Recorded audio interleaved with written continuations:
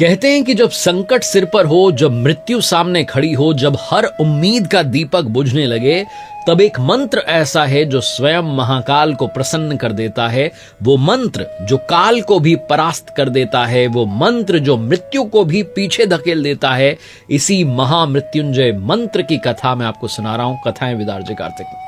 जब एक भक्त की भक्ति ने यमराज को भी थर्रा दिया था। बहुत समय पहले की बात है। महादेव के अनन्य भक्त थे ऋषि मृकंड। उनके जीवन का सबसे बड़ा दुख था कि उनके भाग्य में संतान नहीं थी। लेकिन उन्होंने सोचा कि अगर विधाता ने भाग्य लिखा है तो महादेव उसे बदल भी सकते हैं। इसी विश्वास के साथ उन्होंने भगवान शिव जी की घोर तपस्या शुरू की। सालों की भक्ति के बाद जब उनकी भक्ति अपनी चरम सीमा पर पहुंची, तब कैलाश के देव स्वयं महादेव प्रकट हुए। भोलेनाथ ने कहा, हे मृकंड, मैं तुम्हारी भक्ति से प्रसन्न हूं और तुम्हें पुत्र का वरदान देता हूं। लेकिन याद रखना, यह वरदान हर्ष के साथ विषाद भी लेकर आएगा। तुम्हारा पुत्र अल्पायु होगा, उसकी उम्र केवल 16 वर्ष होगी। मृकंड ऋषि ने वरदान स्वीकारा। कुछ समय बाद उनके घर में एक विलक्षण बालक ने जन्म लिया, जिसका नाम था मार्कंडेय। जैसे जैसे बालक मार्कंडेय बड़ा हुआ, उसकी बुद्धि, श्रद्धा और भक्ति विलक्षण थी। लेकिन उसके माता पिता को यही चिंता सताती थी कि क्या ये सिर्फ 16 वर्ष ही जीवित रहेगा।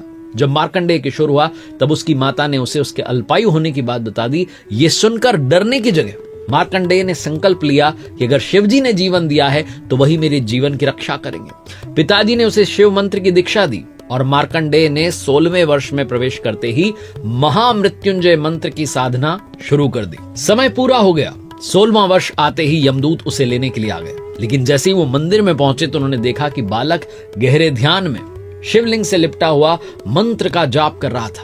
और मंत्र था, ओम त्र्यंबकम यजामहे सुगंधिम पुष्टिवर्धनम उर्वारुकमिव बंधनान मृत्योर्मुक्षेय मामृतात्। यमदूत ठिठक गए। उन्हें ऐसा प्रतीत हुआ मानो एक दिव्य ऊर्जा मार्कंडेय की रक्षा कर रही हो। वो डर करके लौट गए और यमराज को सूचना दी कि प्रभु, वो बालक तो स्वयं महाकाल की शरण में है, हम उसे छूने की हिम्मत नहीं कर सकते। यमराज को क्रोध आ गया और बोले कि अब मैं स्वयं उसे लेने के लिए जाऊंगा। यमराज स्वयं पाश लेकर के आए और मार्कंडेय से कहने लगे कि मार्कंडेय, तुम्हारा समय समाप्त हो गया है, अब तुम्हें मेरे साथ चलना होगा। लेकिन मार्कंडेय ने शिवलिंग को और जोर से पकड़ लिया और मंत्र का जाप और तेज कर दिया। यमराज ने क्रोध में आकर के वो पाश फेंका और जैसे ही वो बालक के गले में पड़ा, मंदिर कांप गया। एक भयंकर गर्जना हुई, चारों दिशाओं में बिजली कड़की और अचानक शिवलिंग से एक प्रचंड प्रकाश फूटा और उस प्रकाश से स्वयं महाकाल प्रकट हो गए। महाकाल ने क्रोधित होकर के गरजते हुए कहा कि यम, तुमने मेरे भक्त को छूने की हिम्मत कैसे की। यमराज कांप गए। उन्होंने सिर झुका करके कहा कि प्रभु, मैं तो अपना कर्तव्य निभा रहा था। महाकाल ने कहा कि ये मेरा परम भक्त है, इसकी मृत्यु का समय मैंने बदल दिया है, अब से ये अमर रहेगा। यमराज ने हाथ जोड़ करके कहा कि हे प्रभु परमात्मा, आपकी आज्ञा सर्वोपरि है।